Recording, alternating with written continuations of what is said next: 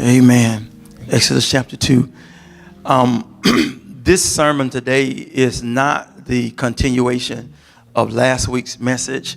We're going to pick that back up on next week and whatnot. There is at least one part, if I can get finished next week, but it appears that there's going to be two more parts of that left.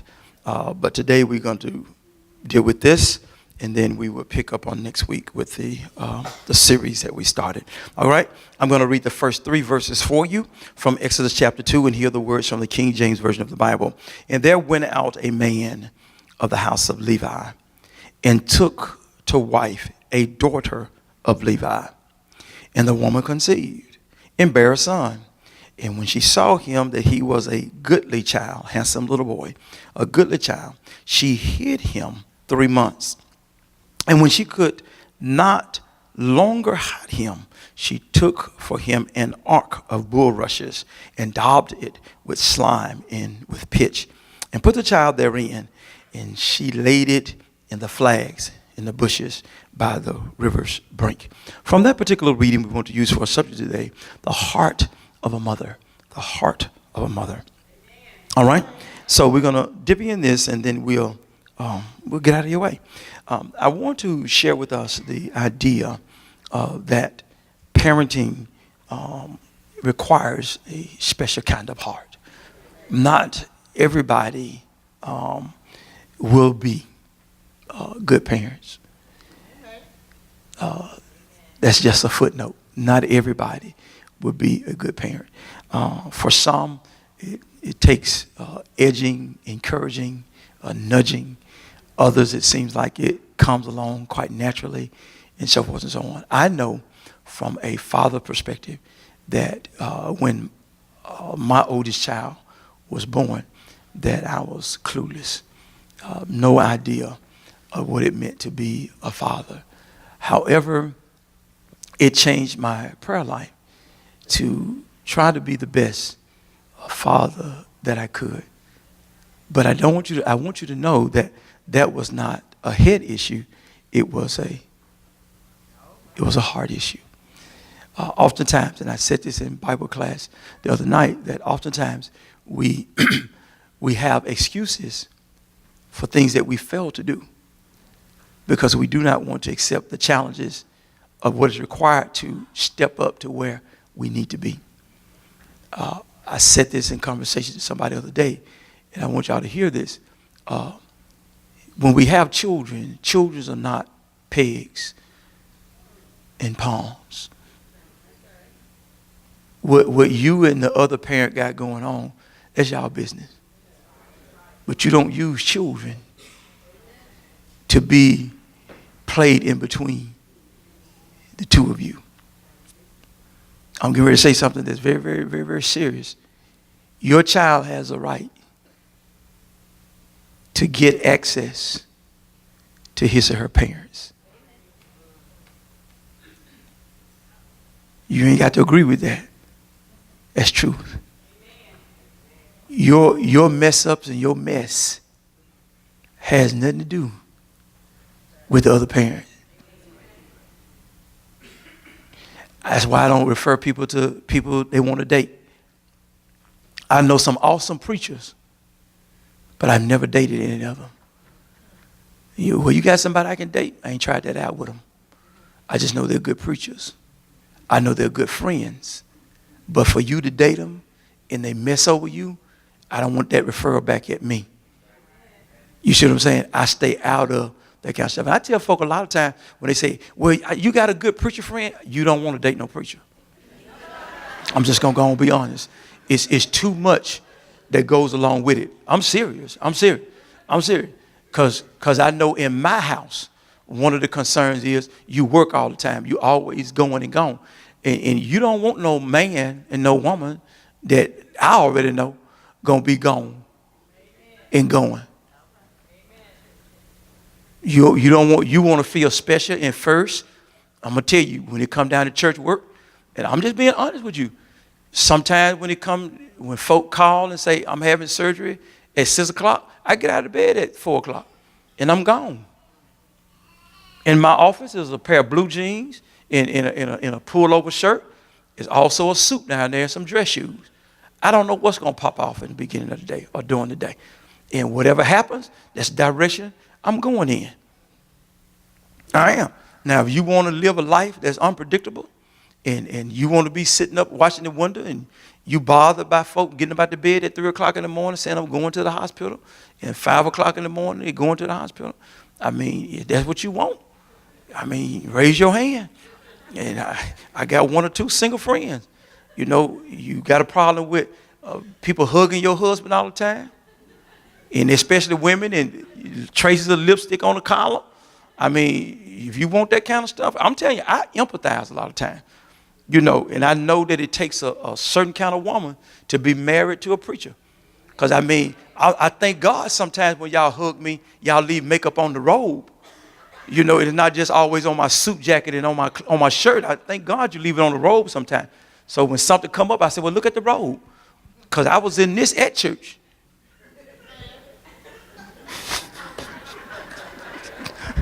Now, the jacket, I can tell you, was at church too, but the robe, I had it on in the sanctuary.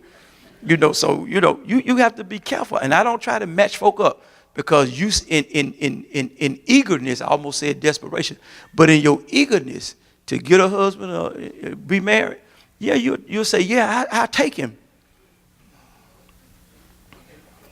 I'm not putting that on nobody. I pray my daughters don't marry preachers. Because I know what that life looks like. I'm just being honest. I know what it looks like. You know, your phone ring all the time. And if you're a phone stalker, phone person that don't question what you don't want that. You know, I'm just saying.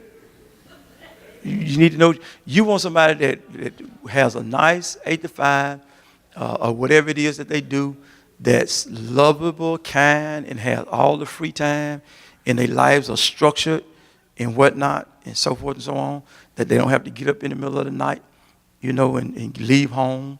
You know, sometimes I used to leave home for 2 weeks, you know, and it'd be 10 days before you see me again. And I don't like doing a whole lot of talking on the phone. So you call, say, good morning. I say, good morning. How you doing? I'm doing fine. How you doing?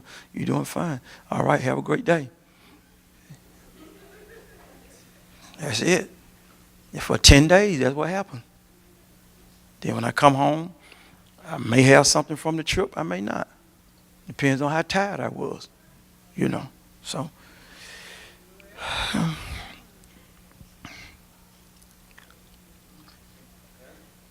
yeah.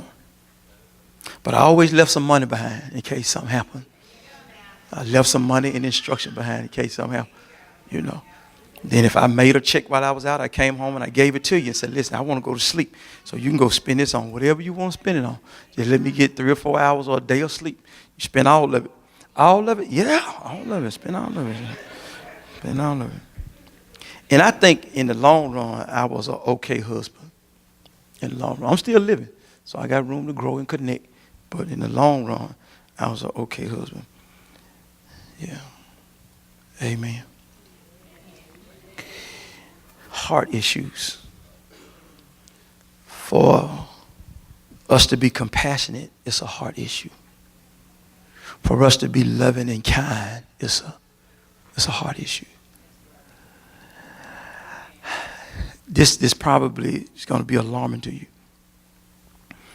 But it's odd that in this past week I've had these conversations, but there was a lady who was given away at birth to a family member. And they're wrestling with the thought that, was I good enough or not? And that's an issue for some. And that's another reason why you don't want to marry no preacher. All kind of stuff come up too. And it take a lot for us to stay sane. And to keep from drinking and smoking. All kind of stuff just to keep peace. And I said to her, I said, let me turn your life over for a moment. Perhaps there have been people who have been helping you to think and share the idea that your mom didn't do you right. that she gave you away. That's one side of it. But I applaud a parent that feels like I don't have everything that this child's need or these children need. And I know that I'm not ready. And they would say, would you provide a better life for this child than I know I can prepare or I can do? I think that's to be applauded. That's love in some cases. To say that I know that I'm not where I need to be or should be and whatnot, and they thought about you, and they selected a family member or a person that would take care of you the way they couldn't, but better than they could. I think that's to be appreciated. Now, because I don't know everybody's ins and out, but this particular story that I had last week was that, well, my mama this, my mama that. And I said, you really got to go back and ask mama where she was at that point and whatnot. I'm happy that Sally Adams didn't abort me. I'm glad. I'm glad that she decided to go by herself and gave me a chance. Man, I'm glad of that. But we never know what mothers and fathers are up against. And sometimes decisions are made in our best interest that we don't understand until we go back and have that conversation. Some years ago, probably 5 years ago, and I'm going somewhere with this. 5 years ago, there was a sit down. I think it was about 7 years ago. There was a sit down conversation with my mom to better understand some things that happened when we were children.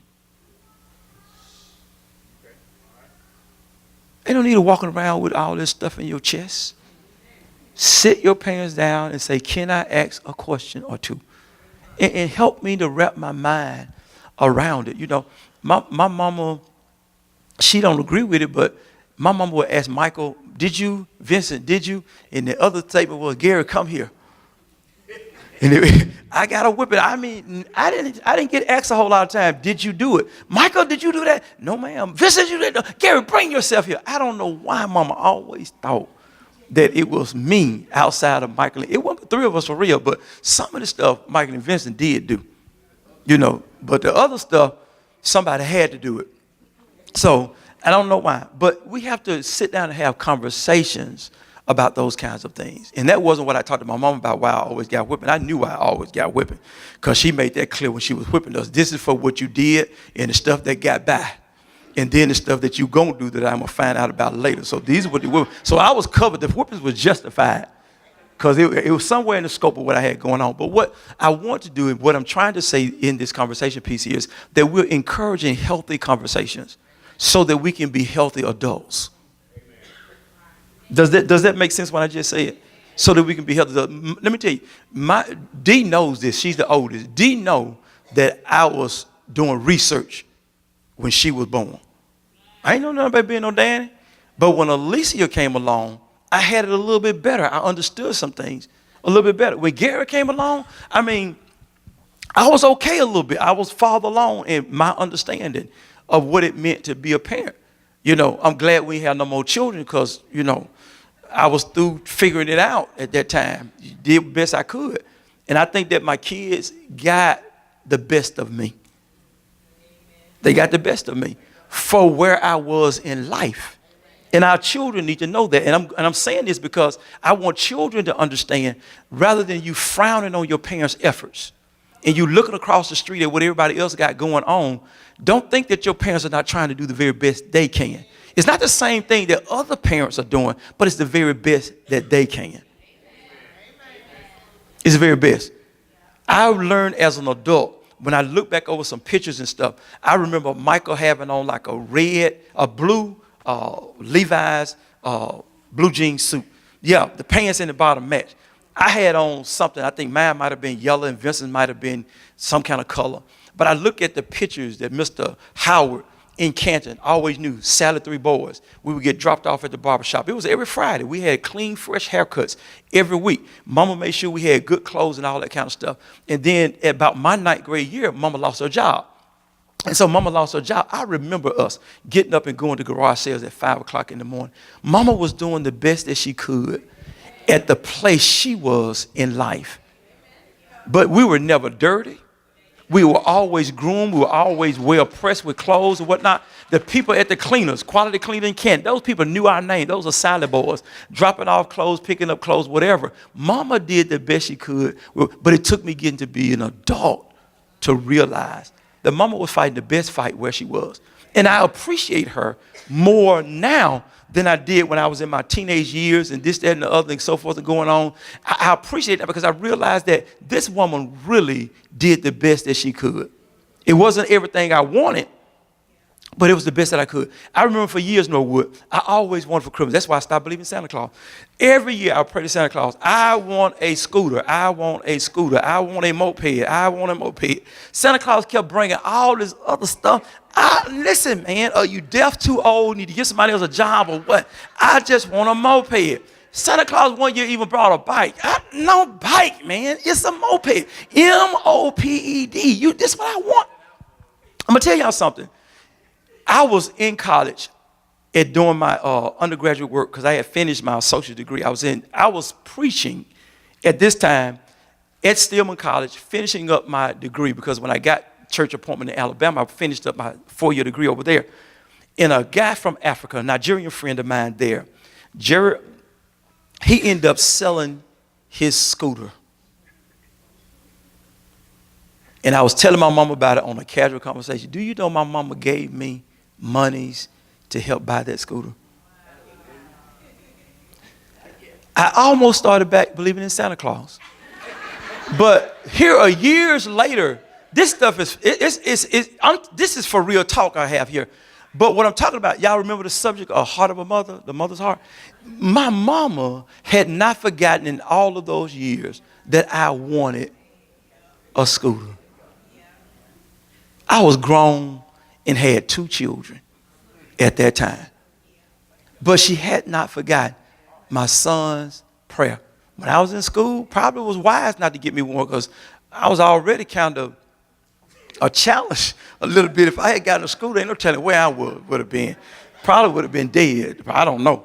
But I ended up buying this Yamaha. It would run Yamaha. It would run about 110. I tried every bit of it. That's probably why my mom probably said, I don't need to give him that because God got so much for him to do. And if he get it now, he'll probably kill himself. So this is the beauty of life, is recognizing that mothers, and I'm speaking specifically of that they do the best they can where they are at the time. And as life gets better, life gets better. Are y'all with me? So that's a life of sacrifice. And that's really what I've been talking about. I've been talking about what's over in chapter 1 that brings us to chapter 2. That here's a mother who ends up having a male child. And it says that a man went over to Levi's country. He joined with a woman. The woman conceived. Doesn't even tell us her name. But it ends up telling us that she's conceived a child. And that when she looked at this child, he was a goodly child. He looked like me. He was a good-looking child. He looked like me when I was a child. I have grown up and a whole lot of things have changed. I was full as a child. You all won't believe that when I was a little kid, they used to call me, my nickname was Potbelly. That I was a fluffy little boy. But I grew up. Things slimmed out, trimmed out. Life happened. Some of the frustration shows on my face. And I'm not as handsome as I used to be at 3 months. I was a precious little child at that time. And this mother goes through this. I want you to understand that while she was going through her term with this child, there was a decree out from Pharaoh who didn't know Joseph. Y'all know that story. I ain't got to tell you that Joseph ends up in Egypt and he comes ahead of his fathers and his brothers, and he ends up setting up a place in Goshen because he found favor with the king. He goes to Potiphar's house, and Potiphar's wife ends up accusing him of molestation, rape, and all that kind of stuff. He goes to jail, and then the boy in the jail forget to mention him to the king, and then the king has a dream, and the dreams and so forth. Y'all know what I'm talking about, right? So what ends up happening is Joseph finds favor. And what ends up happening is that this Pharaoh dies, and it ends up being another Pharaoh that ends up on the throne. And this Pharaoh does not have the heart of the previous Pharaoh. Follow the story. So what ends up happening is that he has this idea that if these Hebrew boys are allowed to be born and allowed to live, what's going to happen is they're going to join themselves with the foreigners and others, is what it says, with others, and they will overtake our our land, that they would end up being stronger than we are, more powerful than we are, if they allowed to live and grow. I want you to know that this story runs parallel with 2019. There is a conspiracy still against male children of African descent. There is a conspiracy. They can't outright kill us, but they can outright incarcerate us. They can outright give us drugs and give us addictions, the things that will make us negate our responsibility of being the giants in the community in which we live. It's not by happenstance that statistics already show that by the 3rd grade, you can go ahead and measure how many jails you need. I don't want you to miss what's in the text now. His name is Pharaoh, but this is another name in our day and time, that there is a plight against the African American male. What Pharaoh is afraid of, if they grow up, they will begin to think. What our counterparts are afraid of is that if we grow up and think, we will become a powerful nation.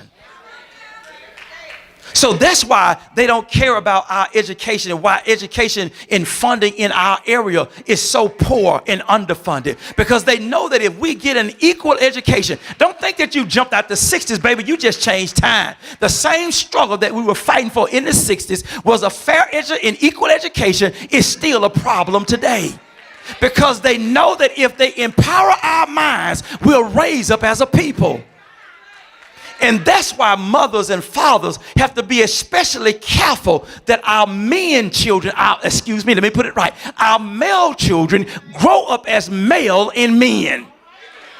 The alternative is not our answer. No, if God birthed a male, he intended for him to be a male, and we need to stop compromising and saying that's so sweet and so kind. No, when we accept the alternative, it's almost like we put a spear in our own side.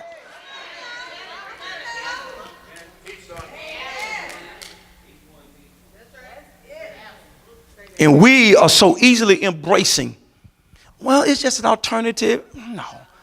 God intended for him to be what he was born to be, and for him to raise up and to marry these young ladies and to be the head of houses and have a strong house and a strong community, to be valuable citizens, people that fear God. If you don't believe nothing, if you want to be a real threat, raise a son that loves God and will obey him. Raise him up to respect a woman and to treat a woman right. Raise him up to open a door and to pull out a chair, to say yes ma'am and no ma'am. Raise him to never raise his hands or to raise his voice to a woman, to always treat her with respect, and then encourage him to go get an education, to get some learning. He doesn't have to finish college, but get a trade. Learn how to do something that you'll be a provider and a protector for a house. They are scared of us doing those kind of things.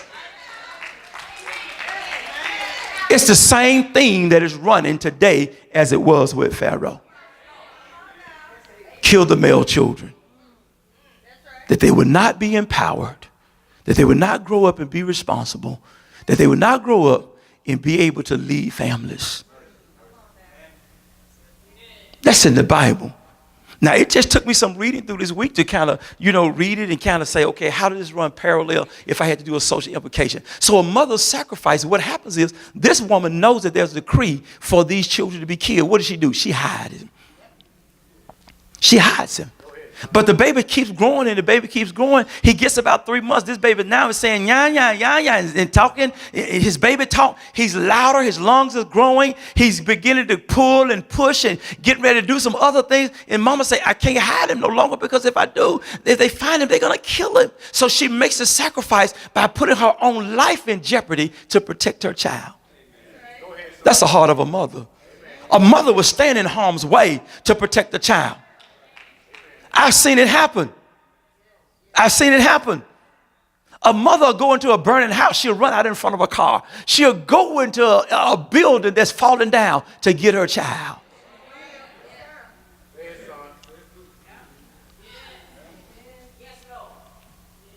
I will tell y'all something. I will tell you this much. I got to find this author, Monifa. And remember, because I read the book about breaking the chains of psychological slavery. But in that reading, it talks about how we're disconnected. That's why it's so important that we have our It's important for us that men are connected to their mothers and their fathers, to their sisters and their brothers, that they're connected. Because there's a sense of community that goes along with it. It should bother a man to conceive a child and can walk away.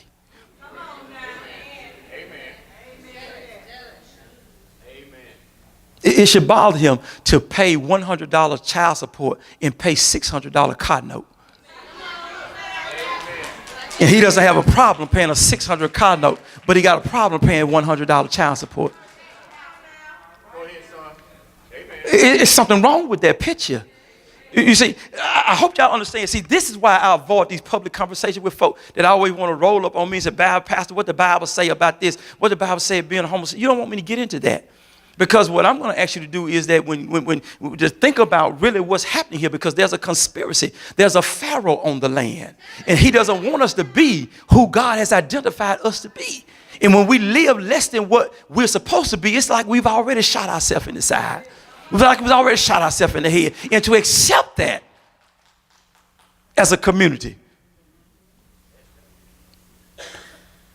that's a problem. Now, I don't know what Gary going to be, but I know why he was at my house, what he tried to be, or at least fooled me he going to be when he was with me. So when things don't line up, you look for the alternative. You say, well, what is this deal, Pastor? Women, they want compassion. They want consolation. They want to feel that attention and that care. And if they don't get it by human nature, it's something we desire. So if I can't find it where it ought to be, I'll find it where I can. Y'all ain't got to agree with me. You ain't got to stare at me like a cow looking at a brand new headlights. You ain't got to do it. I'm talking facts. I'm talking facts. It's a struggle that we're in, and it's against the family. Don't ever forget what John 10:10 say. The thief come except to steal, kill, and destroy. And just like they were after these male children, they're after yours. There's no way for us to identify ourselves as the people of God in a family unless the male be the male that he's born.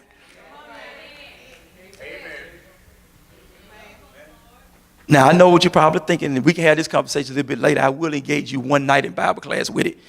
But what about the behaviors and how people are born? And then that's where you have to get into people that understand mental health. You get into clinical things now. Because if you can alter a person who is schizophrenic, if you can alter a person who is this attention deficit stuff, and we need to stop making money off our kids for this and stop letting school push us into these kind of things.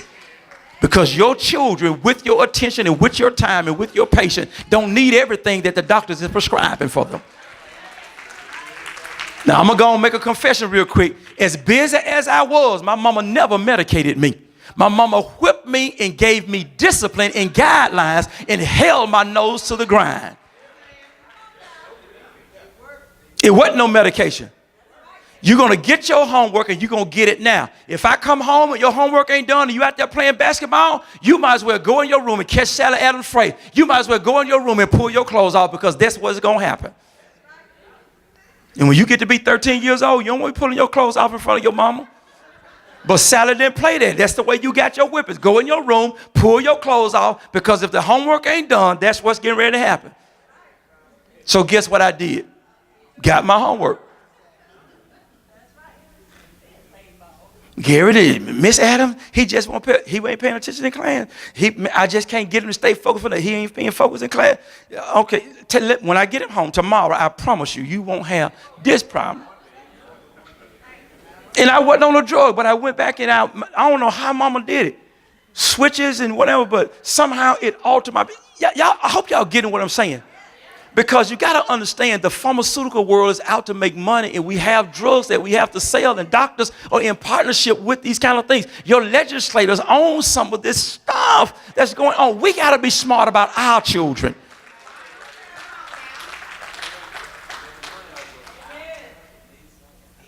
So when we get into clinical psychology and stuff, y'all didn't know I was this smart. But when you get into clinical psychology and stuff, you begin to understand human behavior. And you can begin to understand that some of this stuff is not as dormant as we think it is. It requires some work. It requires some coaching. It requires some mentoring. It requires some teaching. Can I make one more point and hit my last 2 points and we go? Check this out. You can help me with this one. Why is it that when we look at, and this is public, the first time I'm going public on this. Why is it that when we have same-sex relationship, why does one person mimic the gender of the other? We call them butch. Okay, if you want a woman, want a woman. Don't get nobody that's hard like me. Don't get nobody that's trying to be like who I am. I mean, if you want somebody else, then you want somebody else. Same thing with guys. I mean, and I don't see Monifa walking around here. And guys, when we decide we're going to be all that, we got to be extra. No, that's your private stuff. You follow what I'm saying? I can be gay private because that ain't your business. And I don't have to flaunt it. And they switch harder than anybody else. And my thing is, it doesn't take all of that. If that's who you are, then be who you are, but you don't have to flaunt it in the rest of us, in our faces. Because it appears to me you're going after what you're saying you don't want.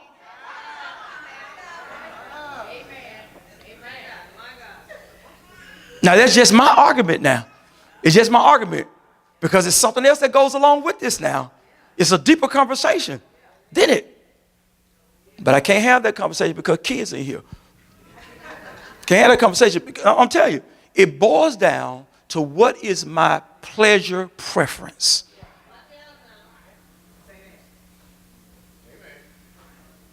And when I choose myself, I end right back up in the Garden of Eden. Because that's what Adam's problem and Eve's problem in the garden was they chose themselves over God. They wanted to be happy. They wanted to be in charge. They wanted to be pleased. They wanted to be satisfied. They wanted things their way. And when it happened, they fell out of grace. A mother's sacrifice is holding us to the fire. The other thing is that a mother takes risks. What ends up happening is this boy grows, and she decided I can't keep him at home no more. So she takes him down by the river, and she decided to make a basket at the river. Stuff that don't really make sense, slime, and make a basket, weed it together, so forth. And this mother does a very, very brave act here. She releases her son.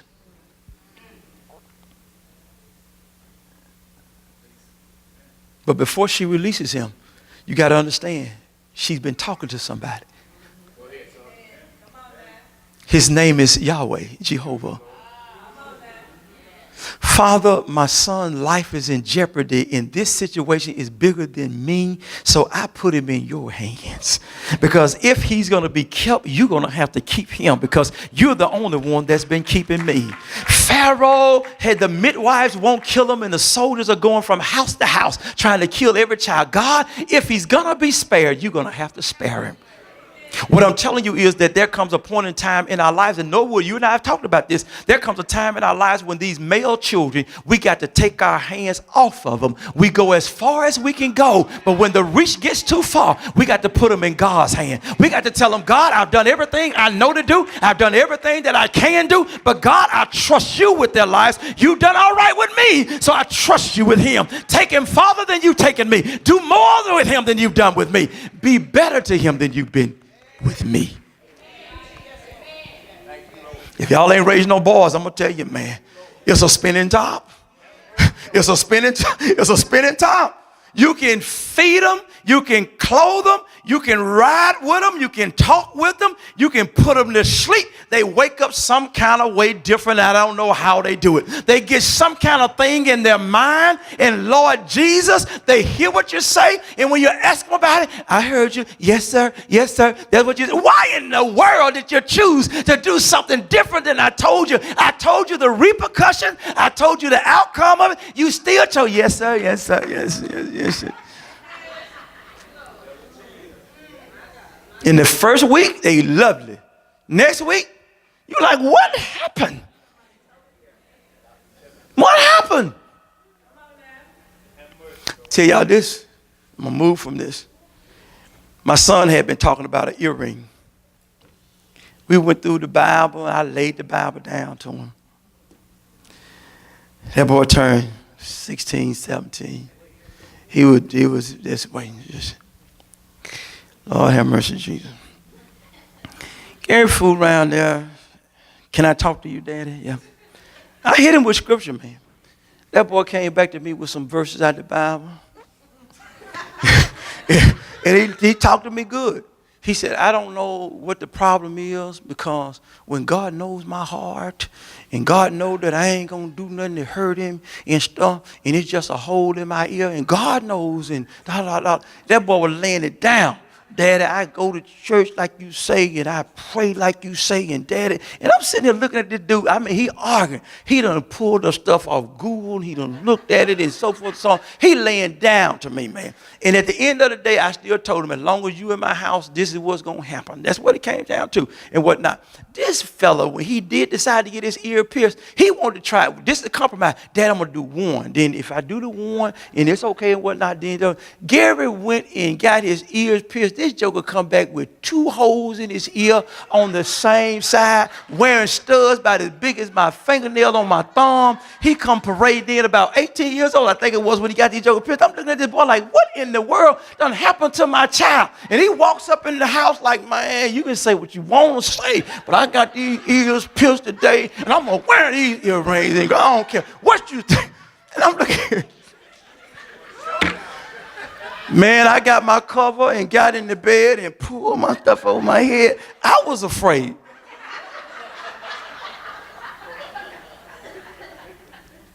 And he tells me, God ain't got no problem with no earring. It ain't going to change who I am. But here we are. Mother takes risks. I had to give Gary. There comes a time when you go as far as you can go. You got to let that basket go and sail the course that it's going to sail. But it's not that you've given up on your child. You've given your child up to God.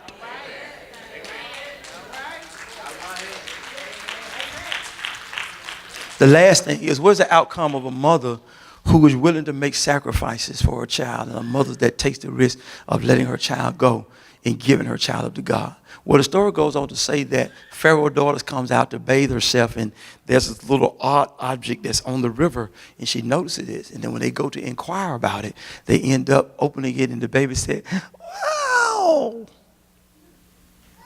And one of her handmaiden servants says to her, it is one of the Egyptian boys.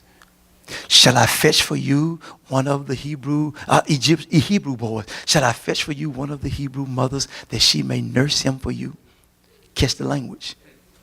She made Pharaoh's daughter feel responsible for the child. She connected the foreign woman to a child. Now, why do I bring that up? Because if you heard the prayer call Wednesday morning, jumpstart your day, I said to you that you need to be very strategic with your words. If a man's belly is fully satisfied with the fruit of his lips, and in the tongue is both the power of life and death, you're going to have to be strategic about how you use your words. Don't just waste them. Value what you have to say. Because your words oftentimes are the bridge to your next level. Y'all don't hear me today. You have to realize that God has given you the tool of communication that often is persuasion.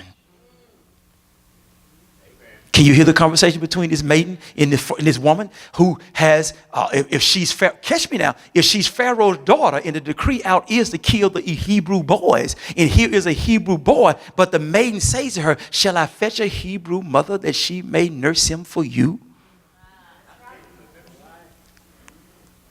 And the daughter has compassion and says yes. What is the end result of this? You realize that when the girl went and fetched a Hebrew woman, she comes back with Moses' mother. What are you saying, Gary Adams? What I'm saying is that when we let our children go to God, God will send them back to us.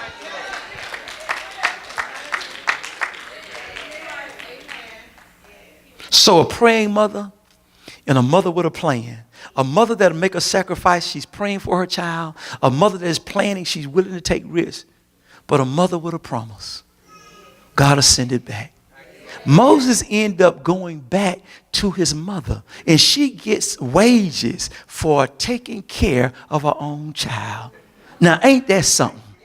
But watch out now. What is really a mother's concern? Agree with me or disagree? That my child get a good education, that my child is well taken care of, that my child grows up and be responsible. In Pharaoh's house, Moses get the best education. He goes with no lack because in Pharaoh's house, he gets all of the luxuries. Tell me God won't hear and answer your prayers. Here is a woman that took a chance on God. And when she trusted God with what God had given her, God not only took care of it, but God gave it back to her in her own hand. Mothers, I encourage you, if you got a child that's out there in the streets, and I did say streets, and a child that seems like they're not going to have any direction in life, give them to God. When you prayed your prayers, don't you stop when you finish the last one. Keep that child named before God and keep his face lifted before God. Because I promise you that if you do what you're supposed to do on the front end, God on the back end is going to take care of it. My brother told me the other day, he said, man, Gary went to church. And I'm still trying to get used to these millennials, man. Gary ain't no millennial. I don't know what he is. But Gary was sitting up in church with some kind of cone hat on his head. And I said to my brother Vince, because he goes to church with Vince and Felicia. And I said to Vince, I said, why didn't you tell Gary to take the hat off? He said, man, shoot. So I really didn't know what to think. You know, he's sitting up there. But this is what you got to know about Gary now. When it's wintertime, Gary may have on steel-toe boots, some jogging pants. He may have a sweater on or a hat on his head. And you looking at him like, this dude got to be hot. He may have on short pants. Now, in the wintertime, Gary may have on a short sleeve shirt, a T-shirt. You know, it's like he got the season backwards, you know. But that's him. And that's what I have to realize about him. 365 days of the year, he sleeps with a fan on his head. Gary stays hot all the time. It's just like he keeps a fan on him all the time. But when he dressed, I'm like, dude, do you know it's not winter? It's summertime. He got boots on. He may have on some jogging pants. He might have, you know, if he have short pants on, he got a long sleeve shirt on. He got a hat on his head. I don't know. I think going to Ridgeland and Madison School messed him up. We got up there because I look at him. But here's the thing. Vincent was saying with me, he said, Gary sat and he played with his phone. He's like, man, this dude sitting up here with his hat on. He ain't paying no attention. Church was over. They ate dinner. Conversation comes up. This boy spits back the whole sermon. He said, man, I didn't even think the boy was listening. He was just sitting there, just basically play with his phone. Head was down, look around or whatever. But he got it. He got it. And when Vince was telling me that, I said, God, you are answering prayers.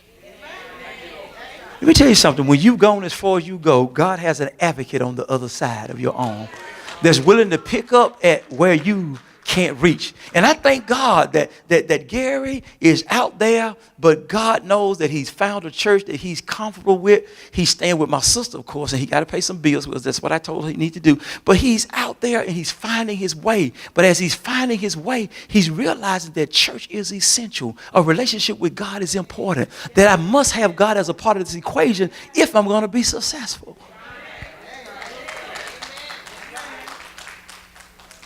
Before you give up on them, give them to God. And God will send it back to you better than you gave it up to him. If you would receive that as a Mother's Day's message, that's my message to you. That's my message to you. Give them up to God. Hannah did it. And I'm sorry I didn't tell you about Hannah, but Hannah did it. And I included her in the first